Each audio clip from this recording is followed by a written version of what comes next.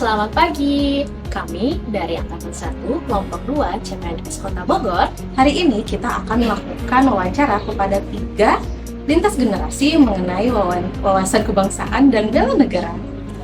Mohon disimak videonya. Let's go.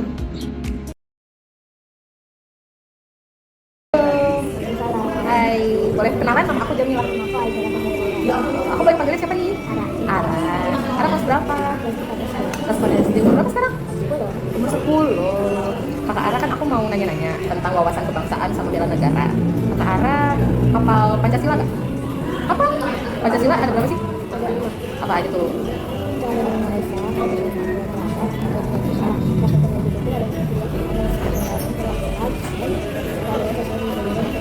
Ih, hebat. Aku mau nanya, kan Pancasila itu dasar negara ya. Nah, harus diimplementasikan nggak sih? Harus. Contohnya kayak gimana coba? Ada tahu nggak?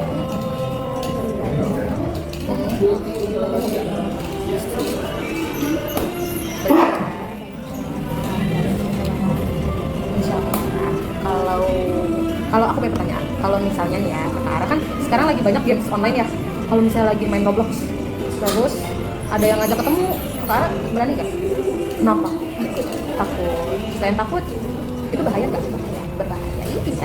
Terus kalau misalnya nih ya Kakak Ara ya, sesuai juga nih sama Pancasila nih, harus saling tolong-tolong. Kalau misalnya ada teman Ara nih, ya lagi main, terus ada orang dewasa yang ngedorong teman Kakak Ara harus gimana? Si ibu langsung adu. Oke. Apalagi ya pertanyaannya? Ada satu lagi deh. Freeze dulu, cut. Nah, aku punya pertanyaan terakhir Kakak Ara. Kakak Ara tahu nggak, kita tuh harus menjaga kerahasiaan tentang nama, ya, password, email, nomor HP, gitu kan? Karena kan sekarang cyber tuh berbahaya kan. Nah, terus kalau misalnya nih temennya Kakak Ara, ini cuma Juan, temennya Kakak Ara lagi main, terus dia minta HP-nya dibuka. Coba mana HP kamu, buka dong, aku mau lihat email kamu. Kasih tahu dong passwordnya. Yang Kakak Ara lakukan seperti apa? Nggak dikasih passwordnya. Selain password, nomor HP, email. Oke. Udah.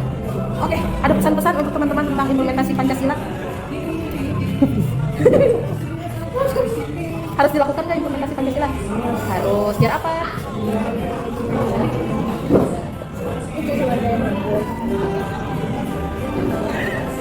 Oke, makasih Kakak Ara. Selamat pagi, siang.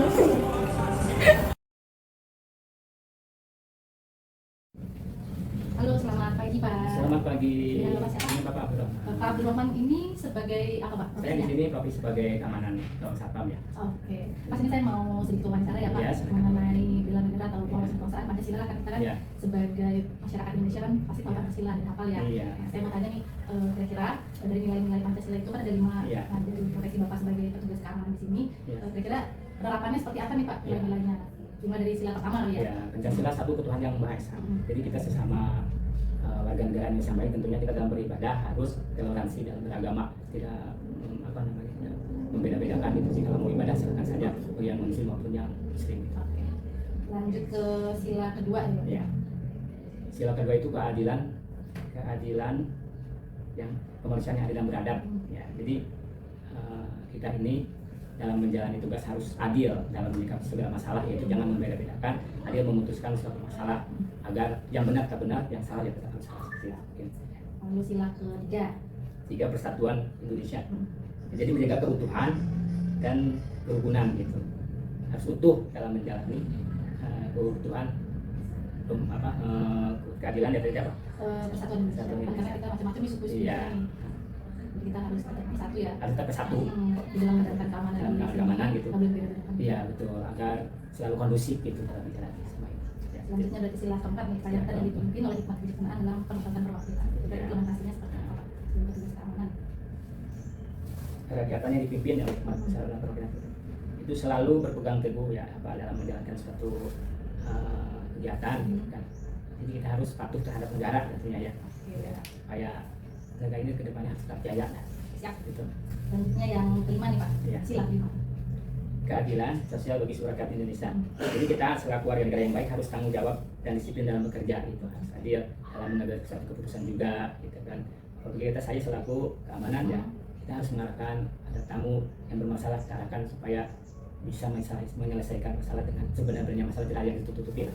Itu. Jadi dari pembatasan kamu lah yang dia semua Terima kamu bisa masuk ke sini. Ya, kurang lebih seperti itu ya, kurang lebih seperti itu. Nah, kalau ada kurang, mohon maaf. Cukup sekian dari saya mungkin sih. Terima kasih ya Pak. Ya, sama-sama. Pagi. Pagi juga. Hai teman-teman, selanjutnya kami akan melakukan wawancara dengan salah satu profesor dari Universitas Brawijaya terkait dengan pemaknaan wawasan kebangsaan dan upaya-upaya bela negara yang dapat dilakukan di tengah maraknya beragam isu-isu strategis kontemporer yang dapat menimbulkan AGHT. Simak ya. Selamat malam Ibu Yayu Yuliati, terima kasih banyak sudah meluangkan waktunya di tengah kesibukannya mengajar dan juga riset. Semoga Ibu dalam keadaan sehat. Amin, terima kasih. Sama. Perkenalkan, saya Kartika Dwi Palupi.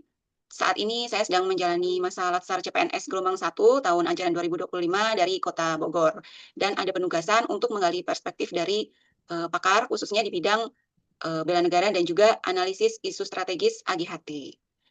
Jadi tujuan saya ini santai saja, ingin mengobrol dan belajar langsung dari pengalaman Ibu mengenai dua isu krusial ini bagi ASN, aparatur sipil negara.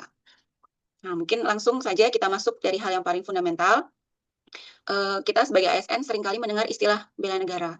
Menurut perspektif Ibu sebagai akademisi, apa sih maknanya bela negara yang paling kontekstual dan relevan bagi kami dalam lingkungan kerja sehari-hari? Ya, saya kira kalau dilihat dari definisinya, bela negara adalah sikap, perilaku, dan tindakan warga negara yang didasari oleh kecintaan pada tanah air untuk menjaga, mempertahankan, melindungi kedaulatan, keutuhan, dan keselamatan bangsa negara. Dan ini merupakan upaya bersama seluruh komponen bangsa. Jadi bukan hanya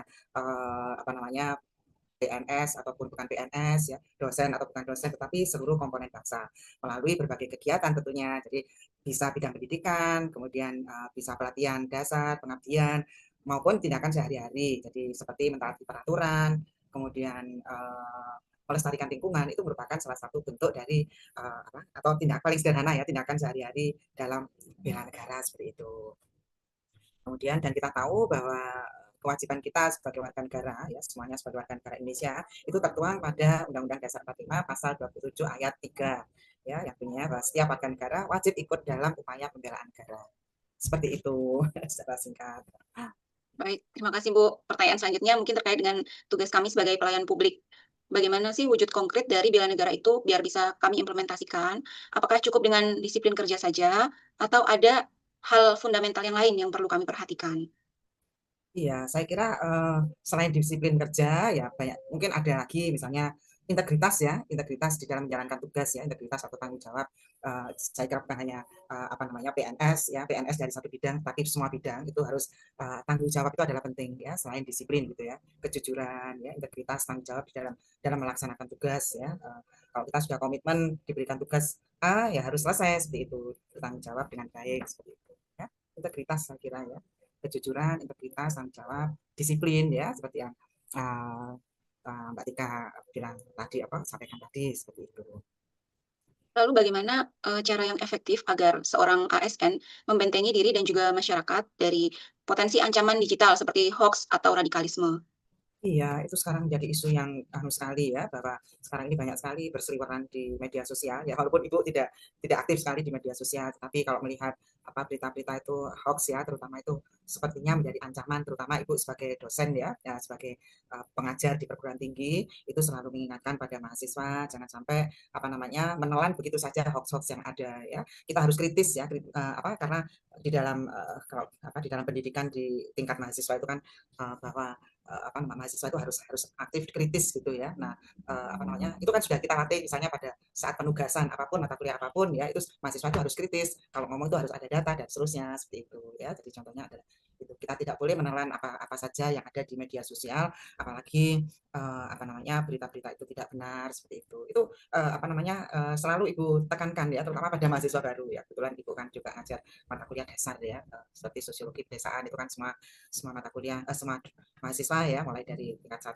atau pada awal perkuliahan mereka itu kalau di tempat Ibu di Fakultas Pertanian itu diberikan, dan Ibu selalu mengingat bahwa sekarang ini mengerikan sekali gitu ya, apalagi kita tahu peristiwa beberapa hari yang lalu itu pasti kok ada mahasiswa ya, nggak apa-apa mahasiswa itu misalnya demo atau menyampaikan pendapat, tapi jangan sampai menimbulkan kerusuhan atau kerusakan di mana-mana seperti itu. Mungkin mengapa terjadi seperti itu, ya mungkin itu tadi mereka tidak ada bekal yang jelas gitu loh, mereka tidak kritis dengan apa yang diisukan itu gitu.